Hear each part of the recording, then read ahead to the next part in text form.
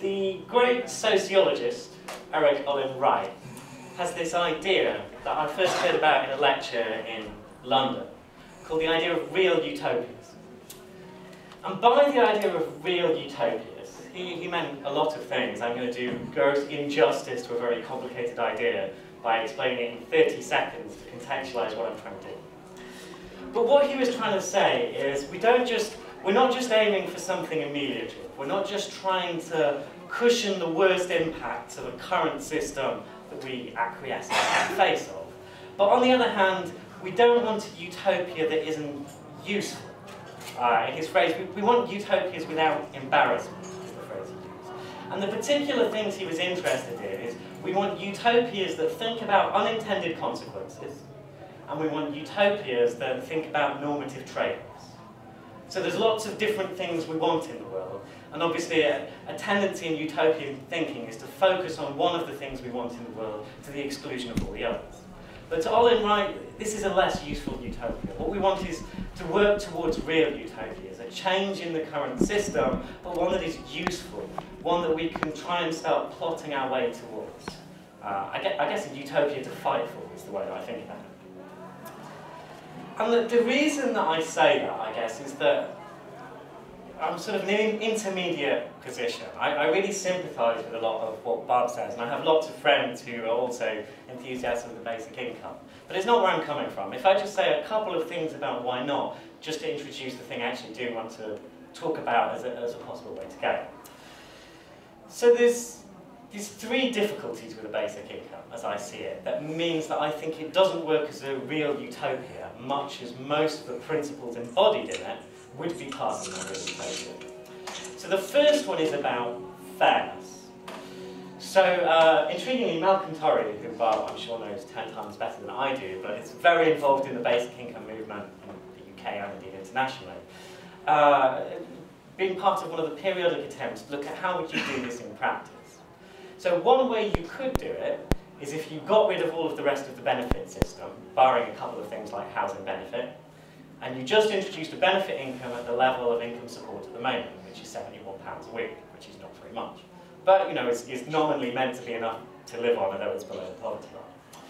If you did that, then 1 in 5 of the poorest, the 10% lowest income in society, would lose out. Because the benefit system is fundamentally complicated.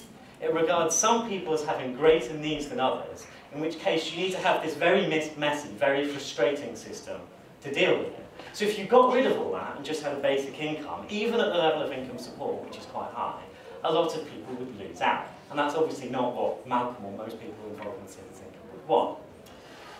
If you don't scrap the other benefits, then you don't get lots of the advantages of the basic income in terms of simplification. You still have a messy system, you just have a basic income on top, and it would set you back about £85 billion, which is not so much money as, you know, we do spend more than that on pensions in the UK at the moment, for example, which is a form of basic income in some senses for a certain group of the population, but it's still a lot of money, and it's a lot of money that, you know, in an ideal world, we may want to do that, but we have to think about the other things that money could be spent on. Is that the best use of £85 billion at the moment? But the thing I really want to talk about, because it's the thing that I think gets missed out a lot and is complicated for people who are fighting for a different future, is that I don't think the basic income fits people's best instincts that underlie what a social security system should be. So a social security system is lots of different things, but fundamentally, even in the best of all possible social security systems, you want a reason why people are supportive of the system. A lot of that reason at the moment, there's lots of different ones, but a lot of that reason at the moment is about reciprocity. It's about people contributing, not necessarily in a narrow sense, people are quite broad-minded, but contributing in a broad sense. And as part of the return for that contribution is that you get you know, the social security provision, particularly at times of need, but also in old age, contributions towards children. I don't think that's the way Beveridge would have had it. Anyway, carry on. Well, we can get into all of that later. No, I think it's requisite, pardon me, the word you just used, that's the current neoliberal ideology.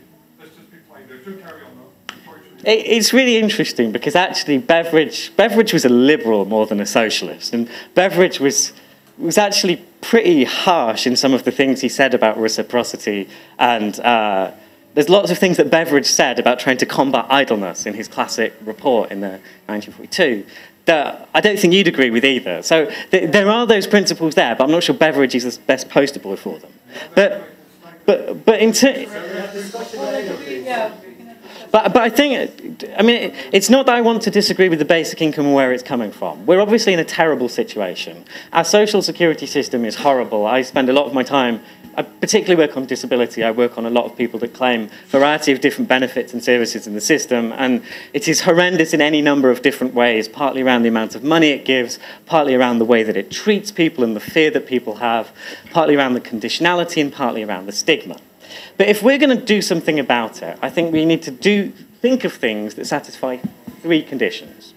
The first one is anything we suggest should somehow be improving the world in the short term. I guess I would say things about reducing poverty and inequality, but also embodying the wider principles that we'd want to support.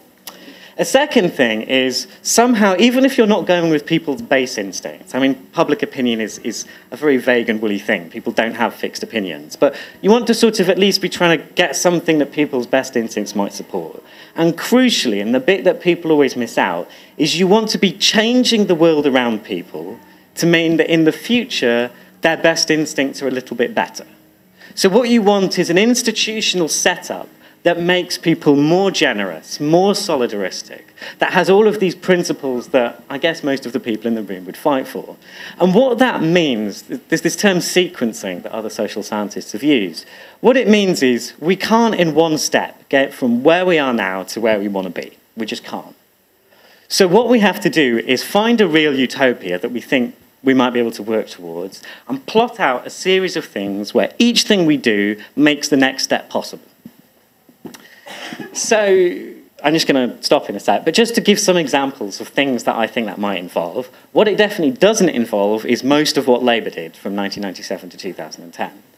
Labour tried to do sort of lots of things that in the short term reduced poverty and inequality, but that weren't improving that sort of sense of solidarity, those principles and people's best instincts for the future. And that's partly why we're in the situation we're in. You cannot do redistribution by stealth in that sense. You have to build something that people will support. So what that might include, it might include an inclusive contribution-based system, not a narrow one, not like the one that we had in the past, but something inclusive, and the Fabians have got a version of that you can sort of work with in some sense. The second thing it needs, and now I'm taking things from a NEF pamphlet, Sarah Lyle there has done a great job. She used some of my ideas, and in turn I'm going to use some of hers because they're great and I didn't think of them. So a second thing you want to think about is a fair labour market. One of the reasons you have a social security system is because the labour market isn't fair. You want to fight for it to work much better for people, well, for most people, particularly people with children, particularly people with disabilities and so on, but real people. A third thing is about co-production. You want a co-produced system. You want to introduce the principles of solidarity wherever you can. Things like time banking you could make much more use of than you do at the moment to really get that link. It's not claimants versus other people. It's British society and people working together. And a final thing is democratic decision-making, so that we are all actively involved in these kind of expressions of solidarity, and it's not governed by kind of nasty, brutal technocratic elite. So, yes, I literally have no idea how long that went on, so I'm going to chill out. But I'm really interested in how you think we could, both what you think of the principles and how you think we could use some of these principles to move forward, because it's tough.